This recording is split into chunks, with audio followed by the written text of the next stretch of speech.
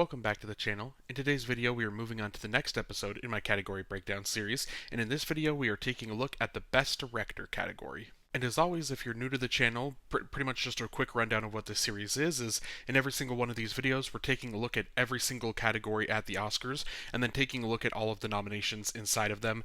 And so what we'll do is we'll just kind of list off the nominees, talk about a couple facts about them, and then at the end I'm going to give you my personal ranking and my predictions for how likely it is that I think they win the Academy Award on March 2nd. And I will give you a little bit of a heads up, a little bit of a warning for this video, that all five of these directors also were either the sole writer of the film or helped, in writing the screenplay for their film. And so I have already talked about all five of these directors. I've talked about them in the screenplay categories, and I've talked about their contributions to the film already. And so some of this video may kind of seem a little bit of a rinse and repeat, kind of a little bit of a deja vu, like we've already talked about these. I will try and point out some different things here and there and make it a little bit fresher, because obviously there is a difference between just writing and directing, but when you're kind of doing them together, it's easy to kind of blend it all together into one kind of singular vision, which all five of these did excellently. So just a heads up on that there might be a little bit of deja vu in this video. So without further ado, let's take a look at the nominees. The first nominee is Sean Baker for Anora. This is Sean Baker's fourth Oscar nomination. All four of his nominations have come this year for directing, writing, producing, and editing Anora. Anora is Sean Baker's eighth feature film. He's known for The Florida Project in 2017, Tangerine in 2015, and Red Rocket in 2021. Sean Baker won for Best Director at the DGA and was nominated at the BAFTAs, Critics' Choice Awards, and the Golden Globes. I kind of gave that preface right before we jumped into the nominees here about how all of these directors also wrote their films, and so there may be a little bit of an overlap in kind of discussing these films. And I do want to kind of point out that that is one of my favorite things. It's one of my favorite, when a director also wrote the screenplay, those almost always, like, my favorite movies of all time, so it's more likely than not that they had the same writer and the same director, because what that does is that really does just create a singular vision. Your director and your screenwriter, sometimes in other films, sometimes there may be kind of button heads, or maybe they don't have the same vision, they're not seeing things the same way.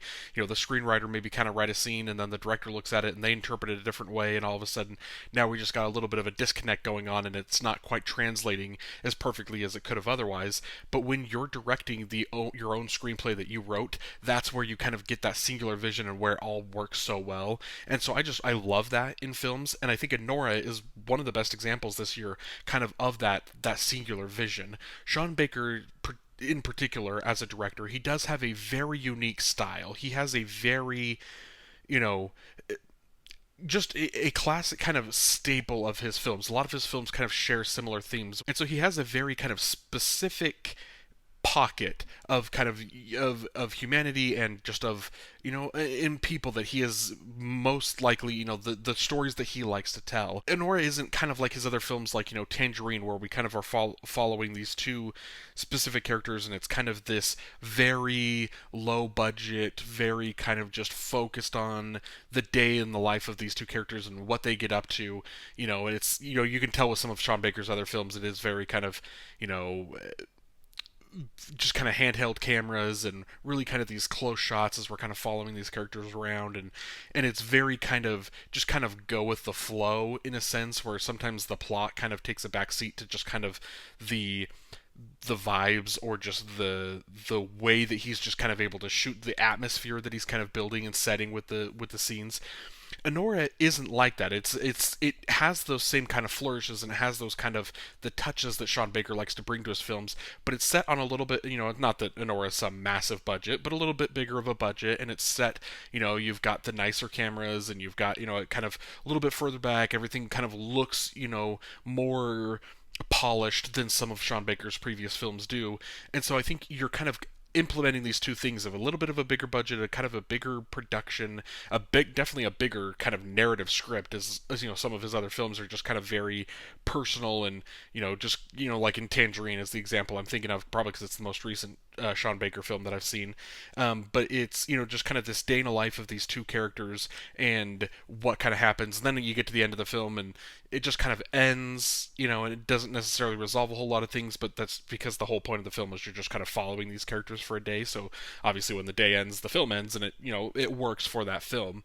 Anora obviously has just such a bigger structure, and it has a longer, we're setting things up here, and then we're getting to the second half, and we're getting to these payoffs of the things that we're setting up, and it feels like a more complete thing. And I think this is maybe the pocket that I think Sean Baker going forward, we'll see if he kind of continues going this way or if he kind of goes back to his old, how his smaller independent films of a little bit more, just kind of just making these personal stories, just following these individual people, because that is what he is really good at, and that's what he brings to Anora, is just bringing those characters, bringing that style of filmmaking to the bigger budget. You're kind of bringing it all together, and I just think it works really well. So for my personal ranking, I'm putting Sean Baker in second, and for my prediction, I'm putting him in first. But the next nominee we're going to talk about, there'll be a little bit of discussion there in terms of that prediction ranking. And the next nominee is Brady Corbet for The Brutalist. This is Brady Corbet's third Oscar nomination. All three of his nominations have come this year for directing, writing, and producing The Brutalist. The Brutalist is Brady Corbet's third feature film. He also directed Vox Lux in 2018 and The Childhood of a Leader in 2015. Brady Corbet won for Best Director at the BAFTAs and the Golden Globes, and was also nominated at the Critics' Choice Awards. I'm so glad these two films were the first two in the alphabet, so we get to talk about these two right together and just kind of blend straight in from the end of Sean Baker to Brady Corbet. These are your two frontrunners in the Best Director category this year. They're the two that have been splitting the prizes. Obviously, just talked about here, Brady Corbet has the two televised precursor awards, and then Sean Baker has the DGA, and so there is this whole kind of debate and discussion over, what package maybe makes more sense in terms of a winner. And I think there is going to be more time that we're going to have to discuss about that. Obviously, part of this whole series is, and just a reminder if you're new to the series, what I'm putting in this video right here, none of this is set in stone. There's going to be, I'm going to do my final Oscar predictions video, either the day or two before the Oscars, and so when we get to that video, that's where you're going to get my final my final thoughts on each of these categories. So don't take the fact that I'm putting Brady Corbet in second in this video, don't take it as to say that there's no shot that I'm going to flip flop, because I'm sure I'm going to flip flop 10 times before the Oscars. But kind of moving on past that little bit of the discussion, let's talk about Brady Corbet and his direction in The Brutalist. This is another one of those where I think there is a little bit of the deja vu, where you talk about the things that Brady Corbet does excellent as a director here in this film are a lot of the same things that I was giving him props and I was giving him credit for in the screenplay, the original screenplay video. And a lot of that is just because it's just the vision that Brady Corbet had for this entire film. The idea of even coming up with this story and telling this story is something that is like so singular and so unique to a specific director. Like, I don't know any other director that's coming up with this particular story and going with it. But I think the biggest thing for me, and I guess like I'm kind of giving him credit for being, I don't know who else could have come up with this and executed as well as Brady Corbet did. And I think the biggest reason is just because of the commitment and the passion that Brady Corbet had for this project. I saw, I didn't, I don't, yeah, I think it was connected to an article, or maybe I just saw a tweet talking about it, but I saw something earlier today talking about how Brady Corbet is saying that he made $0 from The Brutalist. Like, this wasn't a thing that he did as as a job to make a bunch of money and get all this notoriety and this fame. You can tell that this was just a passion thing, that he just loves making films and he just loves cinema, and this was just a thing for him, kind of a passion thing of like, how grand of a tale can I make for, and that's another thing with the Brutalist is for as big as it has a very kind of small budget, something that you would think a film this big would have such a massive budget. And so you can tell that that's one of those things that he was kind of, clearly, if he's, telling the truth that he didn't make any money off of this, clearly, taking that out of the budget, and then, you're paying your actors is probably a big chunk of where this is going, and then a lot of just kind of the sets and the production design and that aspect of the film. And I guess, the cameras is probably was pretty expensive for the Brutalist. But just the passion and the love that he clearly has for cinema and for this specific project is what really kind of shines for me in terms of Brady Corbet and his directorial efforts here. It's just such a unique and grand story, and for someone to kind of have the idea to tell this story from start to finish the way he does, capture, 3.5+ hours of this film, being able to bring it all together into one nice package, and again, just told in, two acts, and or, two halves of the part one, part two, and then you also get this epilogue at the end. But being able to kind of see the vision of, here's where, these characters are at this point in their lives, and here's where the story goes, here's where they are here, and then, obviously this is where they go in the end. For him to be able to just have that vision and be able to execute it and get it from start to finish without it kind of slipping up anywhere, I think is just a real testament to the job that he did at directing this film. So for my personal ranking, I'm putting Brady Corbet in third, and for my prediction, I'm putting him in second. The next nominee is James Mangold for A Complete Unknown. This is James Mangold's fifth Oscar nomination, and he's still looking for his first win. He was nominated 3 times this year for directing, writing, and producing A Complete Unknown. He was nominated in 2020 for producing Ford v Ferrari, and in 2018 for writing Logan. A Complete Unknown is James Mangold's 13th feature film. He's known for Logan in 2017, Girl Interrupted in 1999, and Walk the Line in 2005. James Mangold was nominated for Best Director at the DGA. James Mangold was kind of the surprise nominee here. Come Oscar, Oscar nomination morning, this is where we thought the Edward Berger slot was going to be. But James Mangold kind of made that surprise, was able to get that DGA nomination and then follow that up with an Oscar nomination. And I do think that this nomination was just kind of, again, just surprising, because this is kind of one of the ones here that doesn't, out of all of the nominees here, it doesn't feel the most like, when you think of these films, the 5 films here nominated, A Complete Unknown is the one that, like, the direction and the story maybe isn't necessarily the first thing that jumps out to you. And I think part of it, um, I guess there is another one. I was about to say it's the only one that's an adapted screenplay, but I guess there is another adapted screenplay that we're going to talk about here in a bit. But it's, even that other one still is a pretty original. For as far as adapted screenplays go, that is a pretty original as it gets. So this is kind of the one of the 5 here that is kind of, it's based off of a book. It's based off of a book based off of real events. So it's like there's multiple layers of, you're not getting the most liberties and the freedoms to kind of tell this grand story. You are kind of trying to honor the real people and honor that air, that this story and these events, and so you are kind of a little bit more confined in. So I think that's part of maybe the reason it doesn't seem like it's this grand directorial effort, because he's not getting to go as crazy as some of the other directors do in their stories. But I think that is part of, again, what makes the directing effort here from James Mangold impressive, is because he did kind of have those limitations, he did have the restrictions, and he is still able to give a compelling and a great story, through that. And I do think that, a big part of that is, his actors getting the performances that he does out of, Timothy Chalamet and Monica Barbaro in particular, because those two definitely, I'm pretty confident were not born during the heyday of the, I mean, I guess Bob Dylan, he's always been famous, and so it's very possible that, Timmy was just kind of familiar with Bob Dylan, but they definitely weren't born during the heights of their careers. And so it's these people that they've had to kind of do a lot of research and kind of find the characters on their own, and I guarantee you that's with an assist and a lot of guidance from James Mangold as his direction. The other thing that I do want to give, I think, one of the big things that I think James Mangold should get a lot of credit for in terms of the direction of this film is kind of more so his collaboration and his efforts with the crafts departments of his film. Being able to get the production design, the costume design, the just, I mean, I guess, kind of in a sense, the cinematography, making sure that it looks like the era and it looks like the time frame that we're in.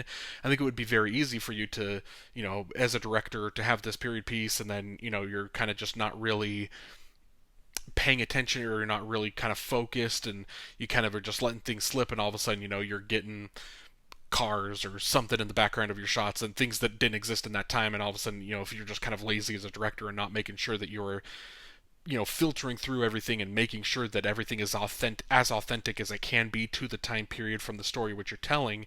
I think there is a way that your story does kind of fall apart in that sense. And so that's, I think, a big aspect here of what made this film great. And in terms of James Mangold specifically, what made his direction great is just kind of the grasp that he had and the command that he had of this story, with the restrictions that he was kind of having to work under to make sure that everything was accurate and it was honest and it was just true to that era. And so for me, that is kind of the thing here with the direction that is impressive for James Mangold. So for my personal ranking, I'm putting James Mangold in fourth, and for my prediction, I'm putting him in fifth.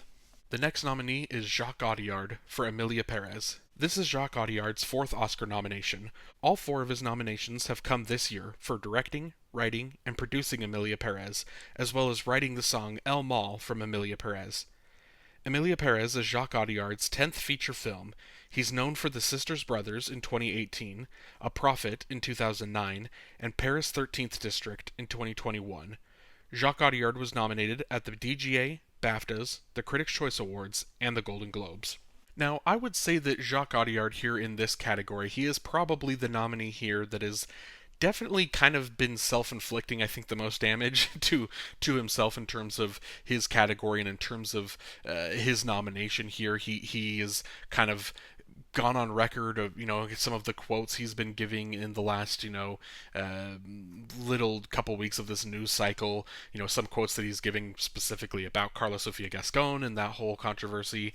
Some of those have been a little bit of off-putting comments, but the biggest thing for him is specifically the comments that he has been saying about the country of Mexico and just kind of Spanish countries, the Spanish language itself, some of the comments that he has said, and some of these interviews are not recent, but they're kind of these older interviews that have been coming to light, in the last couple weeks. There's just a lot of things that specifically with Jacques Audiard kind of outside of the film and outside of his nomination here that he has kind of been maybe shooting himself in the foot a little bit. So I do think that it's important in terms of, at least in terms of kind of predicting, where he falls in the predictions. I do think that it is kind of important to highlight that and to understand that that is a thing that is fresh on a lot of people's mind, and the sensibility of, or his lack of sensibility, in terms of some of the things that he's been talking about and some of the things that he's been, some of the quotes that he has made about the specific people that he's made this film about. It's been a little shocking and it's been a little disappointing. For this video, though, I think, like I said, I think it's important to acknowledge it, but we're just going to be taking a look here at, at the body of work. We're going to be taking a look at his direction, and this is going to, no surprise, kind of continue the trend of Emilia Perez being my least favorite film. I think, there's still some films I haven't seen yet that are nominated in some of the other categories, but I think it would be shocking if you found anything in any of the other categories too that are I like less than Emilia Perez. And so I do think that it is one of those things where you know where this is going to go, and I do think, especially for Emilia Perez and for this nomination, for the directing nomination, a lot of why I don't think a lot of Emilia Perez works is because of Jacques Audiard, between the script and the direction. I don't think that it's cohesive enough, and I don't think that it's, that's kind of a big reason why I don't think the film works as well as it could have. Now, again, because, we kind of know where it's going, and we knew where this was about to go, I do want to give the highlights, or I do want to kind of talk about the things that do work well for Jacques Audiard, specifically the direction, what he was able to do, some of the pros here of the nomination. And for me, in Emilia Perez, it definitely is the thing that Jacques Audiard does great with his directing is it is getting performances. He does get great performances from his cast, even, like Carla Sofia Gascon is, as the lead here, she is, playing this kind of complex character, this complex role. And there are some scenes, where I think she's a little bit better than it's, some scenes maybe it's a little bit flat of a performance, but he does get a good performance out of her for this complex of a role. Zoe Saldana, obviously, she's about to win an Oscar for this performance, so clearly Jacques Audiard was able to get her to kind of channel something and get her to give a great performance. It's one thing, you got to give a lot of credit specifically to Zoe Saldana and to the actors for getting that performance, but there is so much about what a director does of being able to get that performance out of them and making sure that they are committed and that they are just kind of delivering that performance. I do think that that Jacques Audiard does deserve credit here for getting the performances out of his actors. Adriana Paz, Selena Gomez, the rest of kind of the ensemble cast that maybe don't have necessarily the biggest of roles, but they kind of pop in here and there for scenes at a time.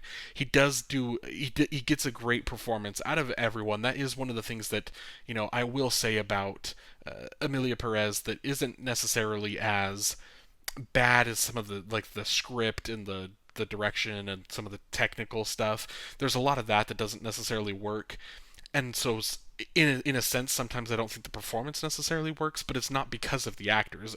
I think that the acting is all good, and you're getting great performances from everyone, and I do think that is something that you don't give all the credit to, but you give a little bit of the credit to Jacques Audiard in his direction. So for my personal ranking, I'm putting Jacques Audiard in 5th, and for my prediction, I'm putting him in 3rd. And the final nominee is Coralie Fargeat for The Substance. This is Coralie Fargeat's 3rd Oscar nomination. All 3 of her nominations have come this year for directing, writing, and producing The Substance. The Substance is Coralie Fargeat's 2nd feature film. Her directorial debut was Revenge in 2017. Coralie Fargeat becomes the 9th woman to be nominated for Best Director, joining Linda Wertmuller, Jane Campion, who has been nominated twice, Sofia Coppola, Catherine Bigelow, Greta Gerwig, Chloe Zhao, Emerald Fennell, and Justine Triet. Coralie Fargeat was nominated for Best Director at the BAFTAs, the Critics' Choice, and the Golden Globes. Now, out of all of the films here where I talk about, the direction, the director and the writer being the same person and having the same vision, being a positive impact, and this is the film right here, The Substance, Coralie Fargeat. This is the one that I'm going to have the hardest time separating the two, because I just think that her direction and her screenplay are so married and so hand in hand together. Like, that is one singular unit. Like, that is the one thing. That is the film. That is The Substance. Is these two together. And so this is going to be the one that is a little bit hard to talk about.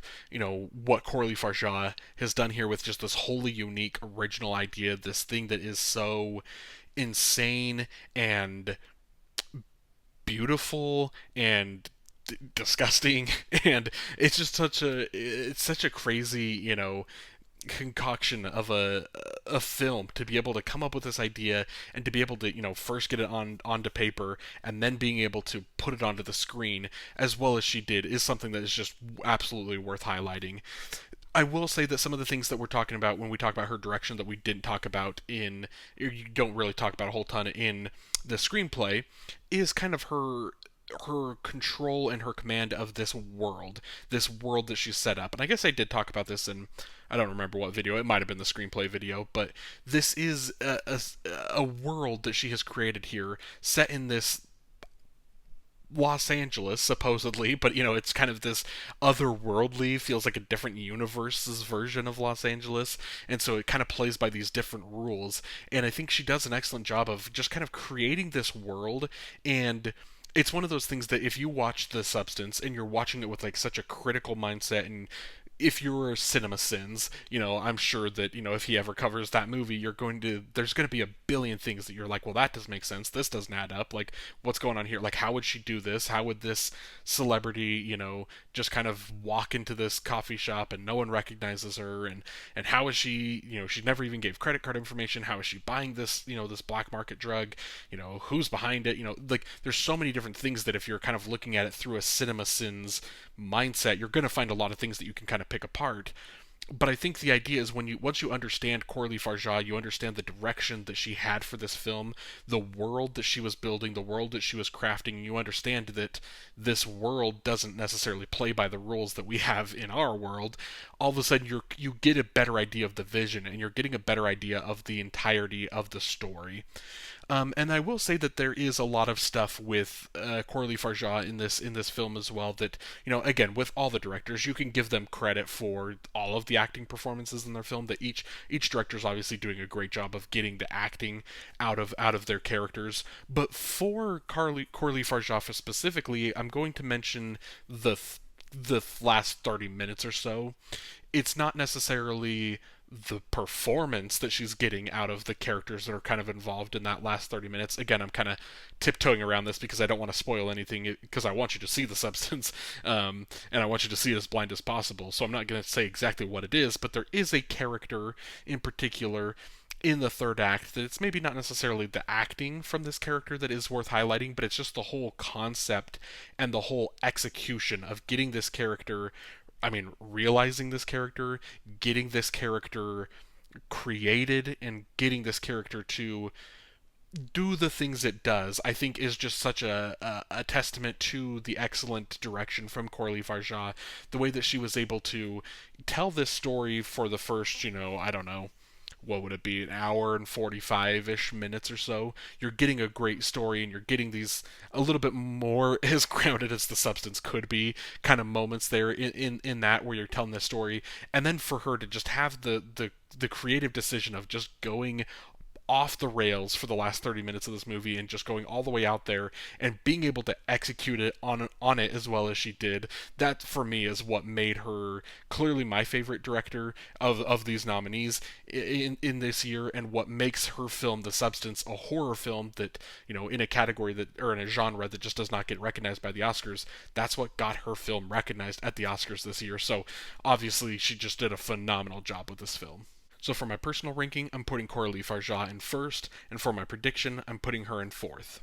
And that's it. Thank you so much for watching the video. Let me know down below in the comments what you thought of the director lineup this year. Let me know if, and also while you're down there, just let me know if there was any snubs that you would have liked to have seen in this category. Obviously, I think Denis Villeneuve is going to be the number one name shouted out, as well as Edward Berger, because he was kind of the biggest snub of the category. So yeah, just let me know all that down below. Also, let me know who you're rooting for come Oscar Sunday, who in this category you're rooting for. And if you'd like to like this video and then subscribe to the channel so you don't miss any future videos or future episodes in my category breakdown series, I would greatly appreciate it. And have a great day.